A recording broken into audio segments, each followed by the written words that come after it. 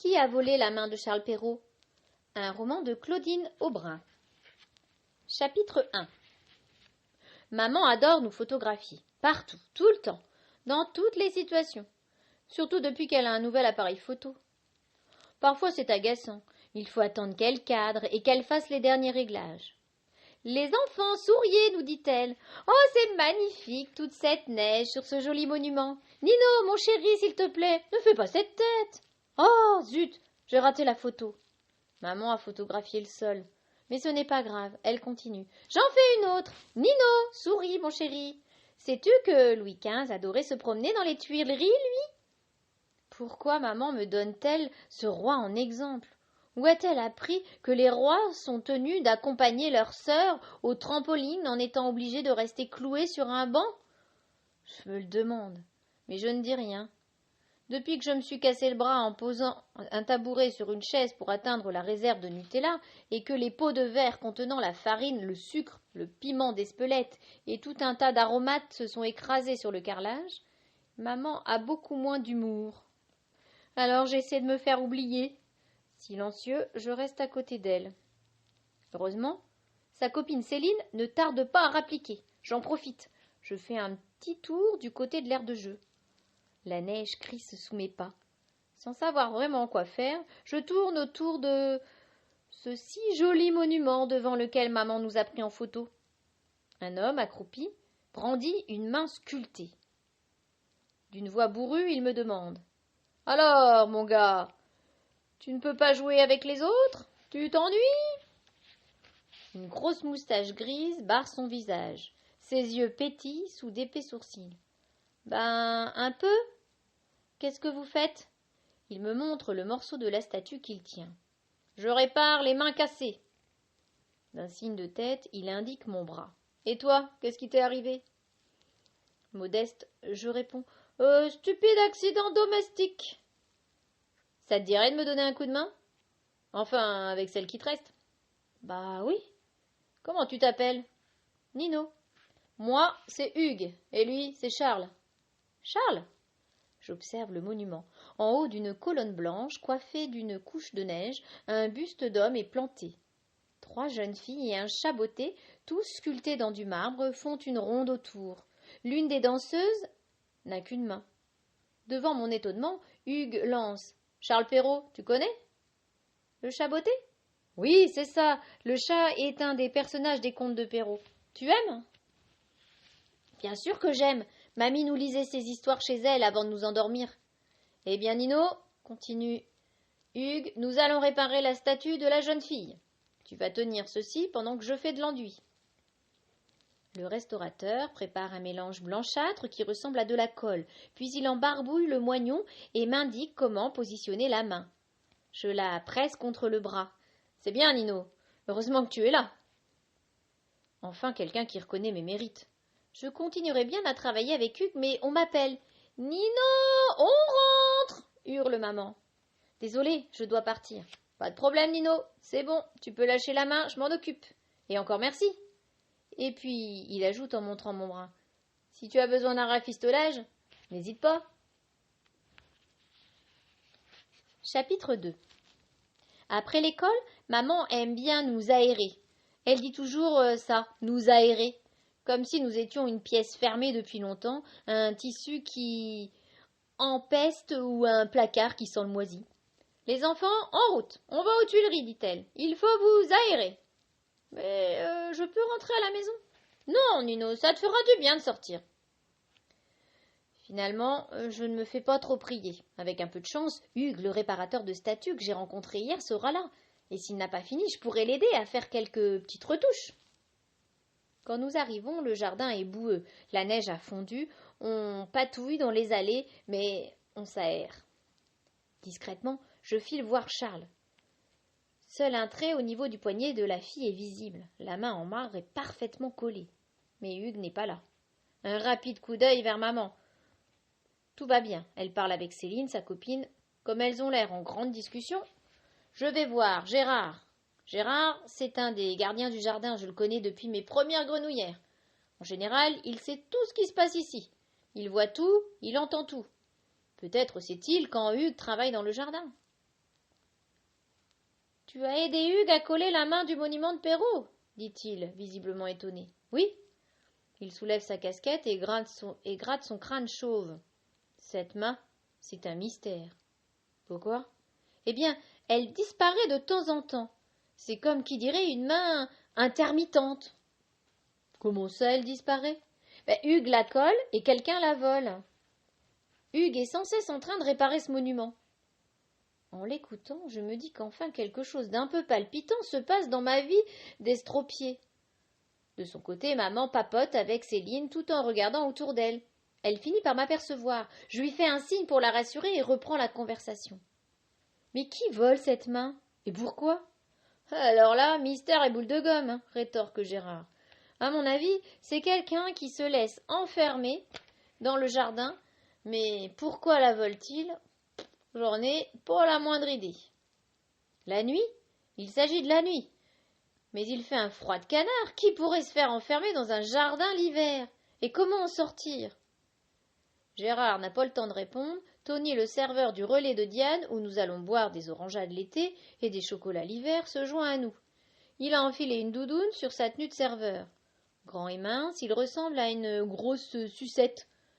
Très vite, Gérard le met au fait de notre conversation. Il ne tarde pas à nous donner son avis. Une main qu'on dérobe, c'est incroyable. Faut être tordu pour la voler. Ou bien, continue-t-il, cette main a beaucoup de valeur? Je demande. Ah bon? Même un morceau de statue, c'est cher. Tony fronce ses épais sourcils très noirs. Je peux te dire, Nino, qu'il y a de drôles de gens ici dans ce jardin. Ils s'attaquent à tout ce et ne respectent rien. Regarde les autres statues. Elles sont aussi abîmées. J'essaie d'en savoir plus. Quels drôles de gens? Et quelles statues ont été abîmées? Il y a un gang qui s'attaque aux statues des Tuileries? Alors là, Tony, subitement, il ne sait pas. Il hausse les épaules et se tait. Gérard lui ajoute son grain de sel.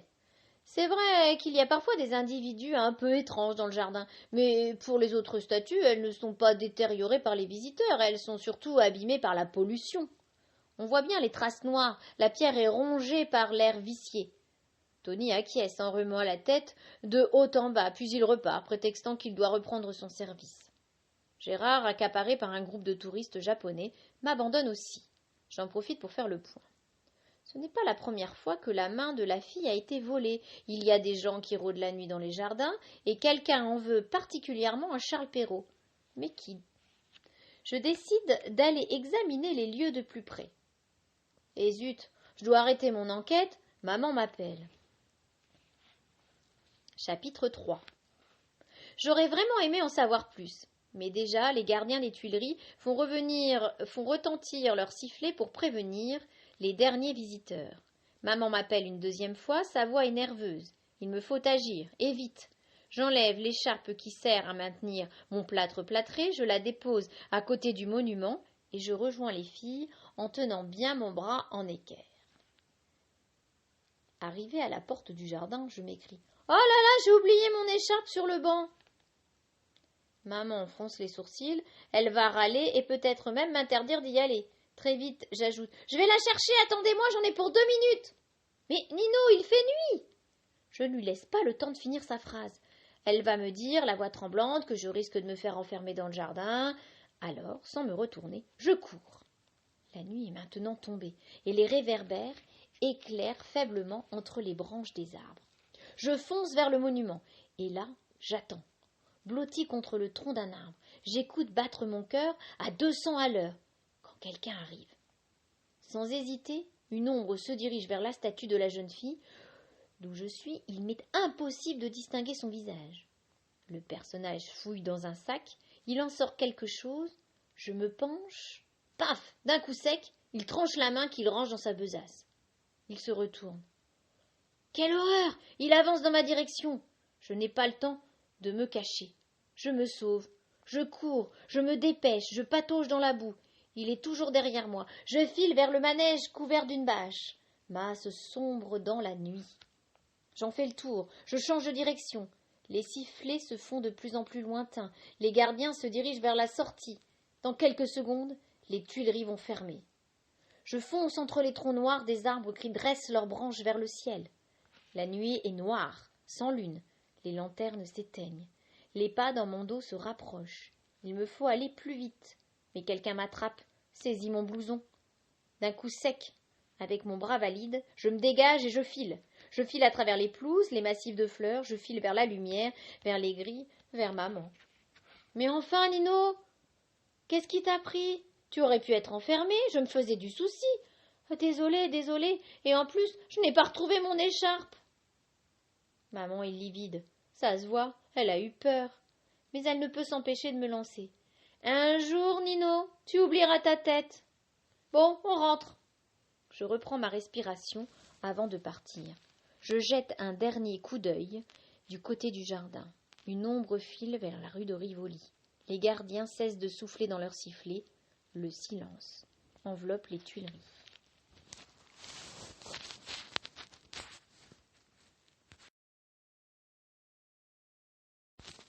Chapitre 4.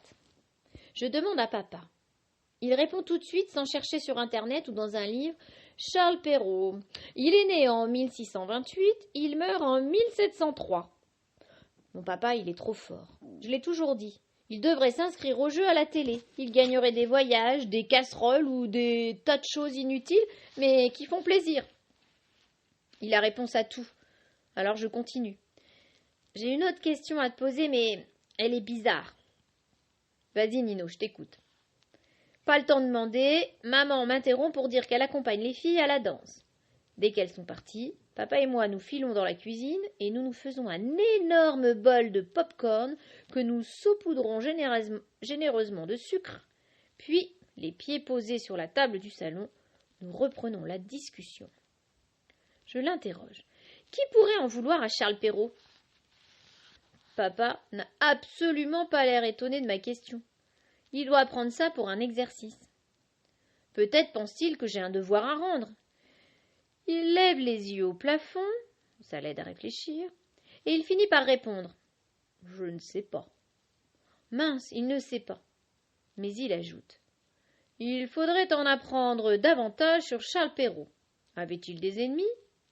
Bien sûr, il écrivait des histoires pour les enfants, mais peut-être a-t-il fait quelque chose qui n'était pas honnête.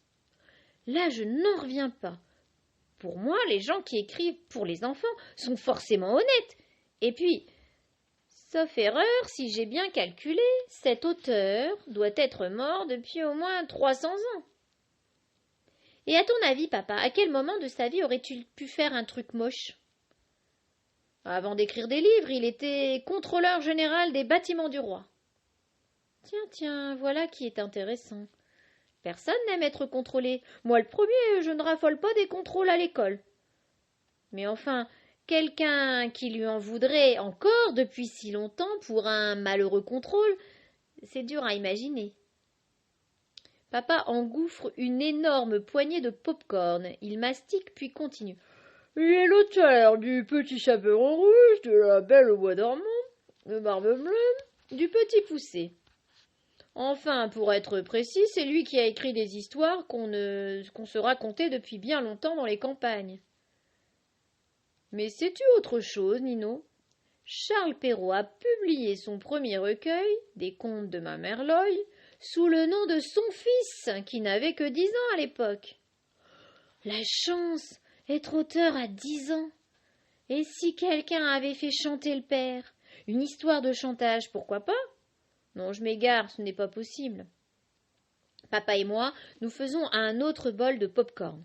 Puis il va chercher un livre ancien, recouvert d'un tissu rouge un peu mité, mais illustré, de magnifiques gravures.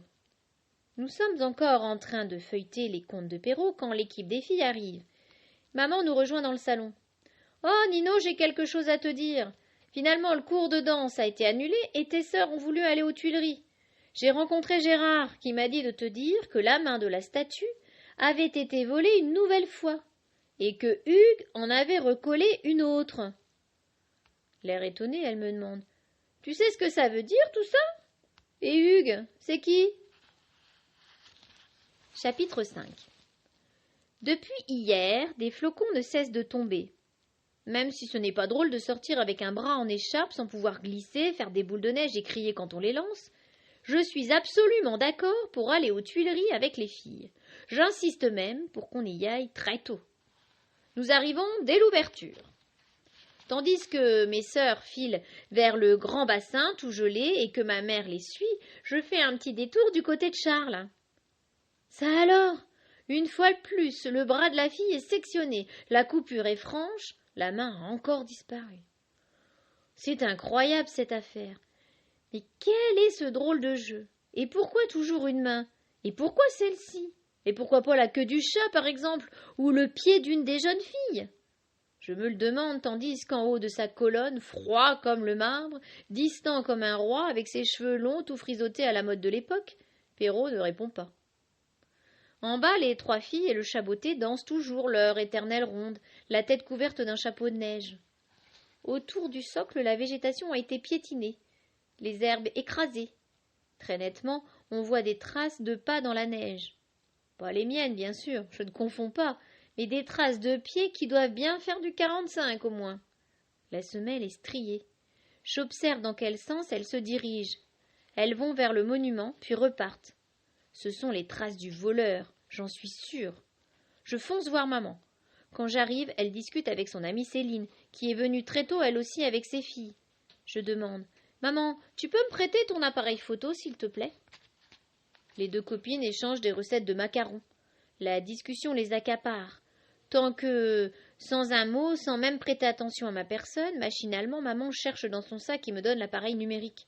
Je m'éloigne un peu et je fouille dans la mémoire de l'appareil. Je cherche la photo prise le premier jour où il a neigé, quand maman nous racontait que Louis XV adorait les Tuileries. La chance, le bol, la veine, voici la photo ratée. Une photo que maman aurait pu effacer. On y voit très distinctement des traces de pas dans la neige, juste à côté du monument. Je fais un gros plan. Sur l'écran apparaissent les mêmes empreintes, les mêmes dessins, identiques à ceux d'aujourd'hui. Je n'en reviens pas. Aussitôt je fonce vers la statue, j'entreprends de suivre la piste, celle qui va me conduire au voleur de main. Chapitre 6. Chapitre 6. Au relais de Diane, Tony s'active. Il débarrasse les chaises et les tables de leur couche de neige. « Dis-moi, Tony, pourquoi voles-tu la main de la statue ?»« Qu'est-ce que tu racontes, Nino? Tu dérailles? Bois plutôt un chocolat chaud, je te l'offre. » Alors là, s'il croit m'acheter avec un chocolat, il rêve. Je suis incorruptible. Je sais que c'est toi. C'est parce que tu as besoin d'argent que tu voles toutes ces mains? Mais je t'assure, Nino, j'ai la preuve que c'est toi. On voit les mêmes traces de pas dans la neige à plusieurs jours d'intervalle. Ça ne veut rien dire. Je suis tous les jours aux Tuileries. La première fois, je veux bien. Regarde sur la photo. Il y a plusieurs traces dans la neige, dont celle-ci. Mais aujourd'hui, ce sont les seules. Et en plus, tu arrives ici avant tout le monde. Alors c'est sûr, c'est bien sûr, c'est toi le voleur. Je lui mets la photo sous les yeux et je désigne ses pieds. Autour de lui, ses chaussures ont laissé l'empreinte striée de ses semelles. Tony devient tout rouge. Promets-moi de rien dire, Nino. Ça dépend. Ça dépend de quoi? Du motif. Pourquoi voles-tu cette main? Qu'est-ce qu'elle t'a fait? Je l'aime. Alors là, il me prend pour un idiot, un bouffon, un imbécile. C'est ça, tu aimes la main de la statue. Il hésite, mais il finit par lâcher. Pas la main, Justine. C'est qui, Justine? C'est le nom de la fille en marbre? Tony a l'air embarrassé. Je me dis qu'il divague sérieusement. Il se dandine d'un pied sur l'autre. Non, c'est le nom de la fille que j'aime. C'est la stagiaire du restaurateur de statues. Mais c'est vrai qu'elle est de marbre avec moi. Les adultes sont parfois compliqués. Tony vole une main en pierre parce qu'il aime la stagiaire de Hugues. Mais quel est le rapport, Tony? Tu peux m'expliquer? Hugues a moulé la main de Justine pour réparer la statue de la fille. La main qu'il ajoute, ce n'est pas celle d'origine, c'est juste un moulage réalisé dans une matière qui ressemble au marbre. Il a moulé la main de Justine 4 fois. Je les voulais toutes. Tony, amoureux. Ah bah c'est quelque chose à voir. Il a un regard tout humide de larmes, des yeux de veau morts d'amour, comme dit papy quand il raconte comment il a regardé mamie la première fois. Gérard me l'avait dit. Hugues devait revenir le mercredi suivant. Faut voir sa tête, quand je pose les 4 mains de Justine devant lui. T'as fait comment? Modeste, je réponds. Élémentaire, mais top secret. L'important, c'est qu'elle soit là. Hugues, ce n'est pas le genre à se contenter d'un mot comme élémentaire. Il me cuisine, il veut savoir, il n'arrête pas de poser des questions. Je lui raconte comment Tony est tombé amoureux de Justine quand elle venait boire une menthe à l'eau au relais de Diane. Le serveur n'avait jamais osé lui parler et était devenu fou d'amour. Il voulait posséder toutes les mains et les voler l'une après l'autre. Eh bien, l'amour ne rend pas intelligent, résume Hugues en lissant sa moustache. Nous sommes complètement d'accord sur le sujet. J'avais moulé 4 fois la main de ma stagiaire pour avoir des mains de rechange en cas d'accident. Et c'est ce benet de Tony qui les volait? Heureusement qu'il te les a donnés, sinon j'aurais dû tout recommencer. Et cette histoire n'aurait pas eu de fin. Bon, allez, si on allait la recoller. Tu m'aides, Nino? J'appuie fort pendant que Hugues nettoie le surplus d'enduit autour du poignet. Rapidement, le monument est rafistolé. Tandis que nous contemplons notre travail, Hugues lâche. Peut-être que, finalement, un jour, Tony la demandera. Il ne finit pas tout de suite sa phrase. Il lisse sa moustache. Il demandera quoi? La main de Justine. Et puis après? Après. Les yeux de Hugues brillent sous ses sourcils. Après, ils se marieront et auront beaucoup d'enfants. Normal, non?